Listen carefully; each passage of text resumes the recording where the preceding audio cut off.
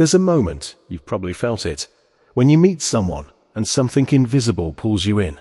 Not just their appearance, something deeper, something almost primal. Psychologists have been studying this pull for decades, and what they found challenges almost everything we think we know about attraction. Because it turns out, some of the most powerful forces in human attraction aren't physical at all. They're psychological, they're behavioral, and they're rooted in something so ancient, it predates modern civilization itself. What you're about to hear isn't a dating tip. It isn't an opinion piece. It's science, published, peer-reviewed, and in some cases, deeply surprising. Today we're exploring the psychology of perceived femininity and nurturing behavior, and why certain traits that seem soft on the surface carry enormous psychological weight when it comes to attraction. We'll cover what the research actually says, why evolution plays a bigger role than most people admit, and we'll get to a late discovery in this video that even most psychologists don't talk about openly. If you've ever wondered why you feel drawn to certain people for reasons you can't explain, stay with this. Before we go deeper, we need to kill a misconception right away. When psychologists use the word femininity, they are not talking about submissiveness. They are not talking about weakness. And they're absolutely not talking about gender stereotypes. In the research literature, perceived femininity refers to a cluster of traits: warmth, empathy, nurturing behavior, social attunement, emotional expressiveness, and care orientation. These traits can be present in anyone, regardless of gender. But in the specific context of male-female attraction dynamics, research consistently finds that men who rate high in partner-seeking motivation are powerfully drawn to women who exhibit these traits in observable behavioral ways. A landmark 2011 study, published in the journal Evolutionary and Human Behavior, found that men across diverse cultures rated nurturing signals, things like attentiveness to others, gentle vocal tone, and caregiving gestures, as highly desirable in long-term partners. Not just physically appealing people, specifically nurturing ones. Why? Because on a psychological level, these signals aren't just about warmth, they're information. They're data your brain is processing without your conscious permission. Here's where it gets fascinating. Your brain didn't evolve to scroll Instagram. It evolved to survive, and to find a partner who maximizes the survival of your offspring. That sounds cold when you say it plainly, but it explains so much of what we feel in attraction. Nurturing behavior, especially in women, sends a signal that bypasses logic entirely. It says, this person is capable of care. This person is emotionally safe. This person will not abandon. In evolutionary psychology, this is called parental investment signaling. When a woman displays nurturing behavior, whether toward a child, an animal, a friend, or even a stranger, the male brain registers it as a compatibility cue, a green light from the limbic system. Dr. David Buss, one of the most widely cited evolutionary psychologists in the world, documented this across 37 different cultures. In every single one, kindness and nurturing capacity ranked among the top traits men listed as attractive in long-term partners. In some cultures, it ranked higher than physical appearance. Let that sink in for a moment. But here's the twist, and this is something most people skip right past. Research shows that nurturing behavior is most powerful when it's paired with what psychologists call confident warmth. That's not just being kind. That's being kind without being anxious about it.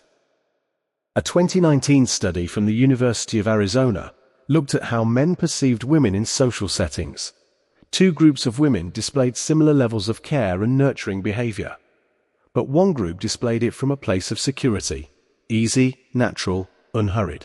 The other displayed it from what researchers coded as anxious affiliation, trying to be liked, overly accommodating, visibly seeking approval. The results were striking. Men consistently rated the first group as more attractive, more feminine in the appealing sense, and crucially, more trustworthy. The second group was seen as likable, but not as deeply compelling. What this tells us is that perceived femininity isn't about performing softness. It's about embodying a specific kind of confident, grounded care. And that distinction between performed warmth and genuine warmth is something the human brain detects with extraordinary precision. Now, here's where most videos on this topic get it wrong, and where the science gets genuinely surprising. We tend to think of attraction as something that happens to us. You see someone, you feel something. End of story. But neuroscience tells a different story entirely. A 2017 study, published in Psychological Science, found that the perception of feminine nurturing traits doesn't just influence attraction, it actually alters the way men process information about a person over time. Men who initially rated women as highly nurturing were more likely to remember positive interactions with them, reframe ambiguous behaviors positively, and feel increased bonding hormones, specifically oxytocin, in their presence. In other words, nurturing behavior doesn't just attract, it rewires. The brain creates a positive feedback loop around perceived nurturing. Each interaction strengthens the association. The attraction deepens, not despite familiarity, but because of it. This is the opposite of how we usually describe lust-based attraction, which tends to fade with time. Nurturing-based attraction, the research suggests, tends to compound. That's not just interesting. That changes how we think about long-term relationships entirely. Here's another layer most people miss. When men are surveyed in abstract, asked what they're looking for in a partner, they often lead with physical traits, attractiveness, body, face. But when researchers use behavioral measures, tracking actual choices in speed dating, studying long-term partner selection, analyzing which relationships last, the picture shifts dramatically. A meta-analysis reviewing over 50 studies found that the strongest predictors of male satisfaction in long-term relationships weren't physical. They were behavioral and emotional. Warmth, reliability, emotional attunement, and caregiving behavior predicted relationship quality and longevity far more accurately than initial physical attraction. This gap between what men say they want and what actually makes them happy is one of the most documented inconsistencies in relationship psychology. And it suggests something important. The traits associated with perceived femininity and nurturing aren't just attractive in the short term. They are the foundation of what men find fulfilling over a lifetime. Here is the insight that ties everything together, and it comes from a place most attraction discussions never go. Attachment theory.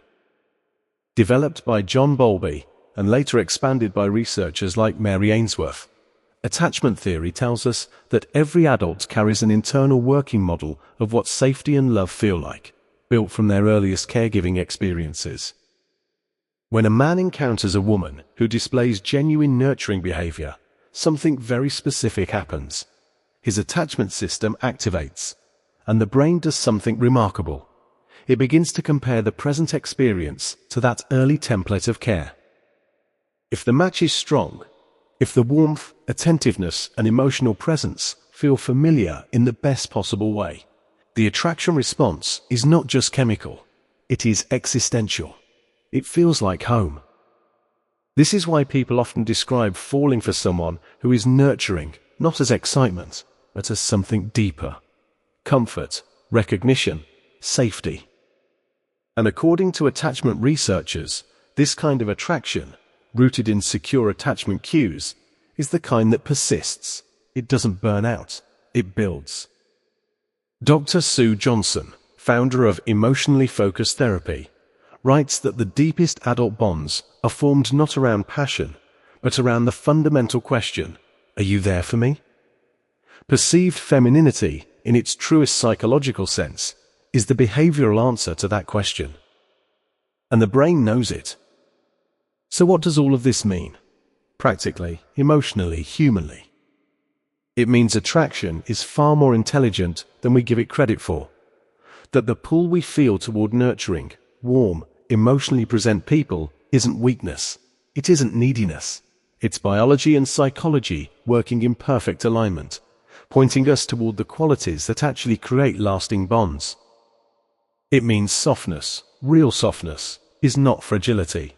It is a form of strength that the human brain has been wired to seek for hundreds of thousands of years. And it means that the question of attraction isn't just who do we desire? It's who makes us feel safe enough to be fully ourselves? That's a different question, and it leads somewhere much more interesting.